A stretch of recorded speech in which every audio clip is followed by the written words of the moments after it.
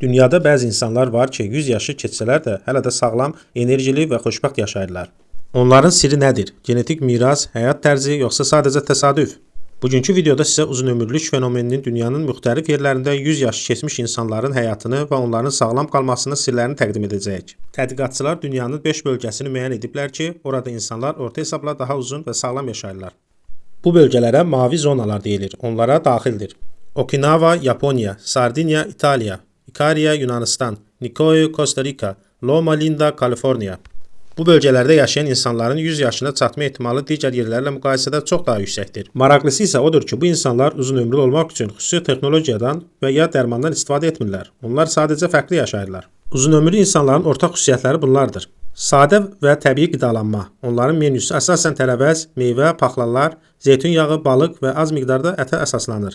Ən maraqlısı isə budur ki, çox yemirlər. Yaponiyada bir deyim var. Hara haki. Bu, yəni mədənin 80%-ni doldur. Tam doymamış, süfrədən qalx. Onlar idman zallarına getmirlər, amma hər gün fiziki aktivdirlər. Məsələn, bağçılıqla məşğul olurlar. Çox gəzir, pilləkənlərlə çıxıb düşürlər. Uzunömürlülər həyatlarında stressi azaldacaq vərdişlərə sahibdirlər. Meditasiya, ibadət, ailə ilə vaxt keçirmək və təbiətdə çıxmaq kimi gündəlik ritüallar onları ruhən sakit saxlayır.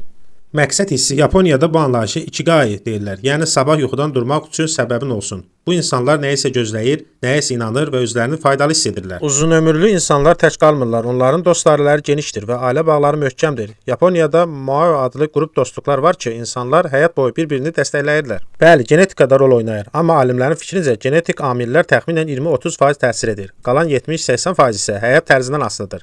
Yəni siz də düzgün qidalanma, hərəkətli həyat və pozitiv düşüncə ilə həyatınızı illər əlavə edə bilərsiniz.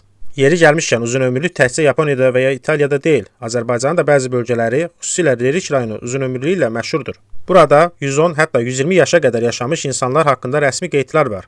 Təmiz hava, təbii qida, sakit həyat, tərzi və genetik faktorlar bu fenomeni izah edən əsas səbəblərdəndir. Uzunömürlük hər kəsin arzusu olsa da bu yalnız şans məsələsi deyil.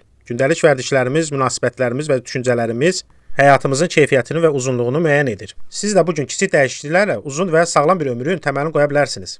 Əgər bu cür mövzular sizi maraqlandırırsa, videonu bəyənməyi, abunə olmağı və fikirlərinizi şərhlərdə yazmağı unutmayın.